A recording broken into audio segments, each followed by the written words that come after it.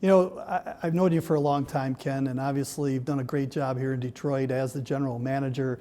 And I know you like the day-to-day operations. How difficult was it for you to kind of make a switch in your career?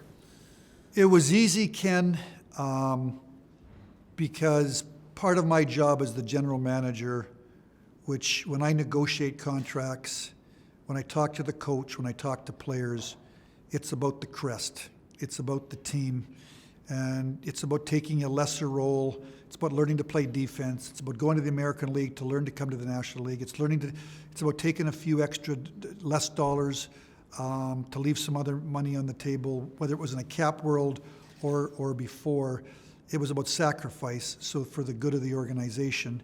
And this is my turn. This is my time. This is my opportunity to step aside for the betterment of the organization. This is a great day for the fans, a great day for our owners. It's a great day for our franchise. I've been, like I said in the press conference, 1983, I came to training camp here, signed a 2-year deal as a minor league goaltender, and it was Steve Yzerman's first training camp. So we grew up together. We grew up in the organization. I was a Western scout, a chief scout, the assistant general manager. I became the general manager. And so it's a great, great day because Steve's a really, really good friend. We roomed together in the Olympics. We were in a little box, 2 little single beds, and our heads were bumped together for 2 weeks at Sochi at the Olympics. And when you've been we did a lot of winning. We had a lot of downs. We had some great ups, some great highs. And when you live that, certainly for a long time, it was a player-manager relationship. And then it became a manager. He became a vice president to learn the business. We grew up together. So I'm thrilled that the next general manager after Ken Holland is Steve Yzerman. Does your role change at all, Kenny? Tell the fans a little bit about what you're going to do now. Well, I'm going into the unknown. I live it every day.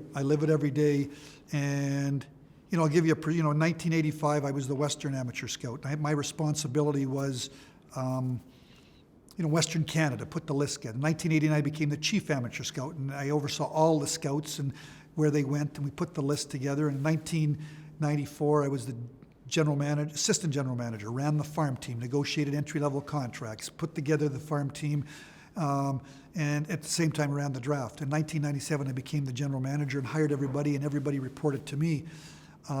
So I'm going into a new role. What's going to make the role good is the relationship with Steve, but I've never done the role before. Certainly I'm going to go on my experiences and my instincts. I'm going to go to games. If you want to be current, you want to be relevant, you got to go to hockey games, whether it's junior games, pro games, but you got to go to games. That's where you gather your information. So I'll go to games, and I'm going to be a guy that's going to give Steve my opinion based upon what I see and my experience as a general manager. Obviously, I've been in his role for 22 years, and you gather all the information from all your people, and ultimately, when you make a decision, you've got to be the guy.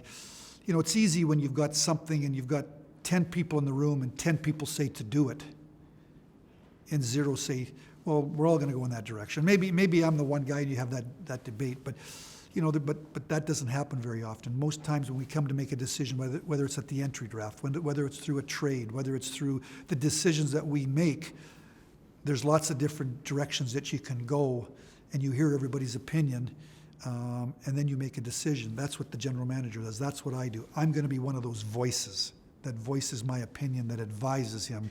He ultimately has to make the decision. Is it something that you can contact Jimmy D about, because he's been in a role similar to that? Yeah, I would say so. Certainly, when I became general manager in 1997, Jimmy was in the office. Now Jimmy obviously is moved to Tampa Bay, so it's not like you're in the office on an everyday basis. So, but certainly when I became the manager in 1997, Jimmy was in the office next door to me. You talk every day. You go for lunch. He pops into my office. I pop in his office. And you've got your your everyday communication. I'm big on that, the everyday communication, because, whether it's the coach or current, if you just sort of pop in, lots of things have been happening, and you're not really aware of what's been going on. You got to be in the trenches on an everyday basis to be current. And certainly Jimmy D, as I watched Jimmy D in 97 and 98 and 99 and 2000, and for a decade there, he was by my side across the hall, and certainly was very, very involved in a lot of decisions that we made in that time. Still involved today, but certainly not quite as much, because he lives in Florida, and he's not here on an everyday basis. Kenny, one of my favorite stories that you told one time was you were adding up all these numbers, and you said, I keep adding these numbers up, but I can't get to the bottom line, because you're working in a salary cap deal right now. Are you going to miss those types of things? Because I know you like numbers, and that's something that drives Ken Holland. I'm going to miss it a lot. And in what way? Well, I think at the end of the day, Ken, the role of the general manager is, there's lots of different hats you wear, but you hire a lot of people, and one guy coaches the team, one guy runs the amateur draft, one guy runs the pro scouting, one guy, your assistant manager runs your farm team. Sean Horkov is the director of player development. Yuri Fisher's going to look at free agents in college and Europe. They all report in India. They all report. The information all funnels into me. And then as the season ends, like it does today, you look at your cap space, you look at what your needs might be, and you have your amateur meetings, and you're leading to the amateur draft to make some decisions. And then you got your pro meetings, gathering the information from your pro scouts, which affects, and on an everyday basis, I've got my roster of what players make, and in the meantime, I'm also talking to general managers, and I'm also talking to agents, and then you get to the interview period, which is the last week of June before July 1st, and you're talking to the agents, and the players are going to be free agents, and you're gathering your information. You're formulating a plan. That's not my job. I'm going to still do that, but I'm going to feed information to Steve. So my role is going to change. Now I'm going to still go about my business as I normally would, because I've kind of run the same. I've been 22 years. I've been a manager. It's you got the same program. So it's not like all of a sudden tomorrow I'm going to run my life different. I'm going to run it similar. It must be some type of satisfaction for you to be able to sit down, put a team together, and watch that team grow and eventually win a Stanley Cup. You've done it. Now we're in a little bit of a rebuilding process right now, but how satisfying is it for you to see all that come to fruition? Well, first off, winning a Stanley Cup was it's the greatest. It's so hard to win a Stanley Cup. There's franchises that have been around 50 years and haven't won a Stanley Cup. And great franchises with lots of good teams over those 50 years. You need great players. You need luck. You need the right matchup. You need to play your best at the right time. You maybe need somebody. You need lots of things to happen. So at the end of the day, my goal as a general manager was to build a team that I thought was capable of going on a long playoff run, then crossed my fingers and hoped it happened. And I think when we won the Cup in 97, it made it a little easier in 98, it made it a little easier in 02. We didn't get rattled if we lost a playoff game. And we knew how to win the Stanley Cup. We had done it. So when, as we were going through 93 and 94 and 95 and 96, that's why in lots of cases you need adversity along the way. And adversity as a team. I'm also big on adversity as young players. You got to deal with adversity. You're going to have to deal with adversity as a team, and as a player, and your role's going to change. So, I just think that winning the Stanley Cup is building a team that has the potential. Now we're going through the building phase. Game 81 we played in Pittsburgh. And I didn't go, actually that day, I'd spent 4 hours with Steve, and I met somewhere, and so I didn't join the team. I watched the game on TV, and I remember when the game was over, Pittsburgh had clinched the playoffs, and Mickey Redmond said the Pittsburgh Penguins had just clinched the playoff berth for their 13th consecutive years. And it sort of put it in a perspective of what our 25-year run to make the playoffs. That's 2 Pittsburghs.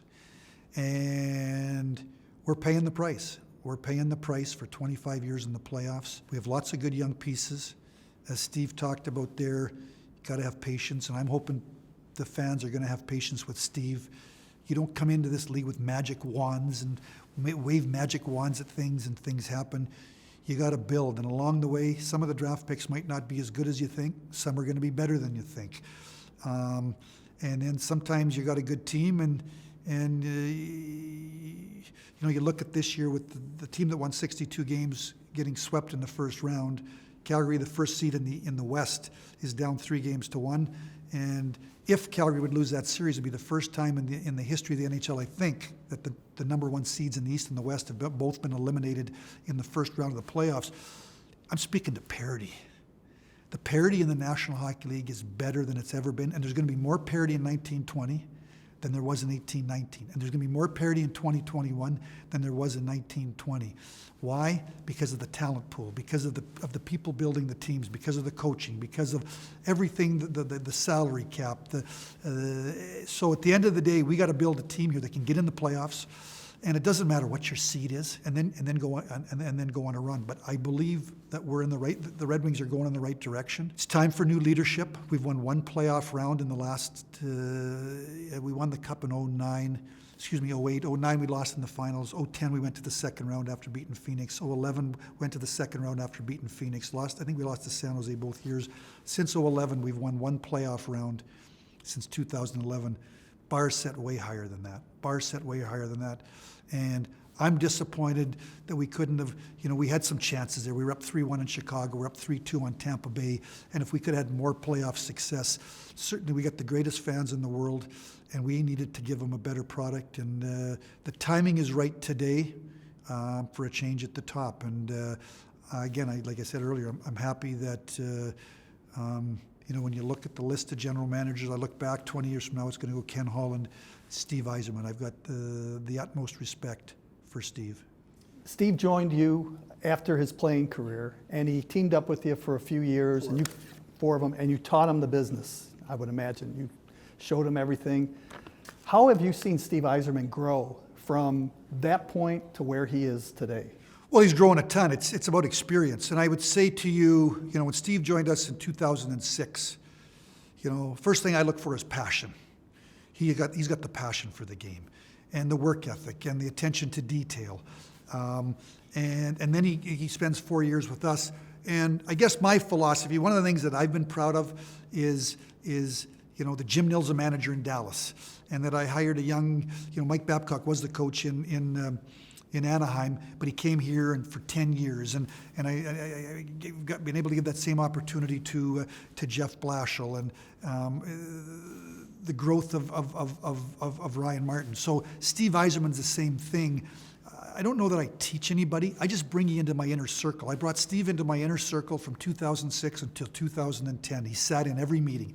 He sat in the pro scout meetings, the amateur scout meetings. He sat in the room at the trade deadline. He sat in the meetings and prepared for the draft. He was in the rooms as I'm working the phones as you're preparing for the draft. He sat on the interviews as we're preparing for July 1st free agency. He's in the room from July 1st and July 2nd as we're making our decisions.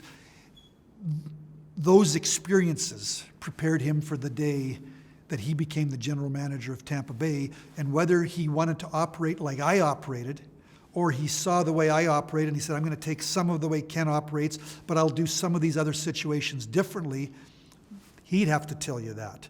That's what I did with Jimmy Nill. That's what I'm trying to do with Ryan Martin.